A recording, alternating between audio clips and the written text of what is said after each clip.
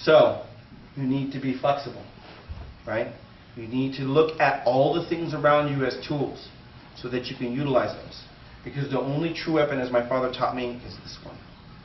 Buddha says the greatest weapon you have is the weapon inside the mind of your opponent. The enemy has your greatest weapon. So, it's the mind.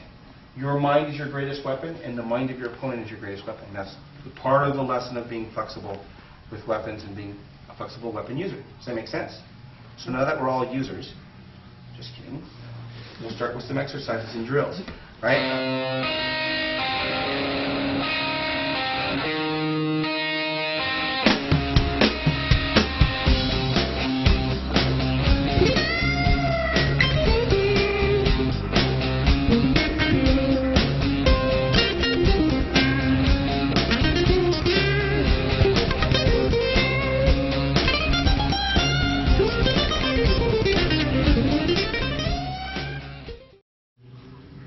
There are a great deal of videos out there and other training avenues available for you online that show techniques, especially techniques with flexible weapons. Techniques are great. They're a great way of exploring what's possible in the use of any particular tool, such as a flexible weapon. However, techniques rarely happen in a fight. The context needed to develop a technique from beginning to end so that you have an actual finishing technique is unlikely, to say the least. So though we're going to do some techniques in this video, we're also going to work on developing certain proficiencies and skills through drill work. So a question might occur to you, what does proficiency mean? What are the skills? What are the drills? The purpose of techniques and everything? If it's not for you to just merely perform the techniques, but to actually be able to utilize the techniques, which we would call proficiency, what does that mean? Proficiency usually is born of experience, more so than practice or repetition. There is a lie in the martial arts community, the idea that repetition is the mother of skill. To a degree that's true, but that's not exactly how a learning event occurs. It's really not how your mind works.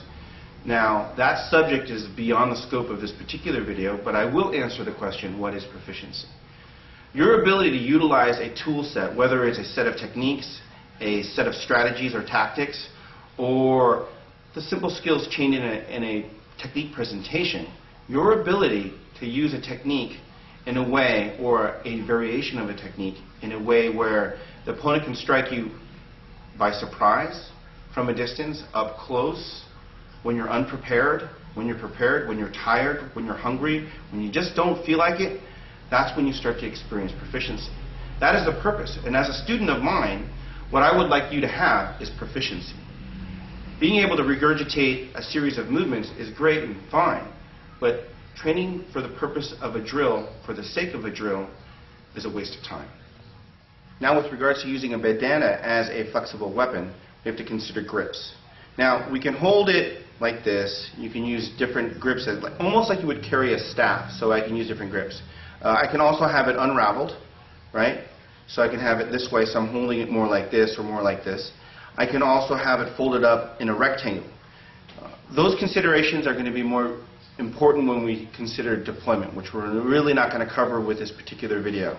We're just working with use as opposed to how to pull it out, where to stow it, how to stow it. So, my preference personally is to have it raveled or looped like this. It's easy for me to carry in my pocket, it's easy to pull out, so that I have a reliable way to deploy it.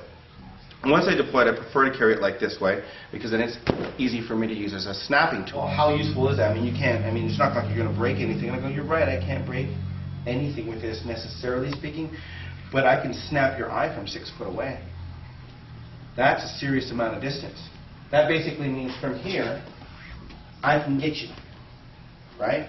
With this almost quick movement as a jab. Now the thing is maybe I don't get you. You move away. How have I lost? Maybe I do get you, but I don't get you in the eye, and you still have a reaction. And what happens when something gets near your eye? How about something harmless, like a fly, gets near your eye? You freak out, your head snaps back, you do all those different things. Have I lost yet? No, in fact, I'm actually in a better situation than I was a moment ago, because you no longer have your balance, and you're not looking at me. All right, so the next thing that we want to consider is how we can use this from a further distance. A tool that can only be used in one distance becomes less useful. So we need an opening distance. either to increase distance or to start from a further distance and close that gap into close quarters combat. So one of the things I like about a rag, and most boys have done this in school when you're in the PE room or the locker room, you're snapping at each other. The difference is I'm going to be going for the face. It doesn't matter if the person's wearing glasses or sunglasses. The reaction from the person will be the same. They don't like things coming near their eyes, and they don't like loud noises, not to mention the sting. So as we get used to this, what we're going to do is working on punch again. So you're punching, punching, punching, punching, step back, snap, go back thin. So you're just working on this. So you're just working that range, and try going directly for the face, brow ridge, eyes. I seem to like the right eye, so I'll go and practice that left eyeball just for accuracy. So all I'm doing is going bang. So you want to be able to switch, snap, and come back through. So you're going bang, bang, here, here, here, bang, here, here. Maybe you block, then you come through here. You double parry, swipe at the face. It doesn't really matter if you get the snap, because you get the same reaction from the person when they get whipped in the face. When I pull, if I pull it that way, is that different than pulling it this way, or if I'm pulling it this way, right? So how is that going to affect? Right? So you just want to have the idea of getting used to doing these things, right? So that they're comfortable for you, that they are in your mind as an option for you to use should the opportunity arise. Thank you very much. If you wait for the person to show you the thing, you're an opportunist, which is fine. You're a mediocre martial artist or fighter, right? If, on the other hand, you are trying to make them do something so that you get the opportunity, now you're a tactician, you moved up into the level of above average, maybe even good. If you can do it adeptly, meaning that you can do it easily, make them step with the foot that you want them to step with, face the way that you want them to face, do whatever you want, you've become an expert. You are now a puppet master, right? And this is your strength. Does that make sense? So start with this exercise first, with the idea that eventually you will have the power, or at least the expertise at some point, to make someone do anything you want. Right? Does that make sense? So if you have a partner, start with that. It's very easy.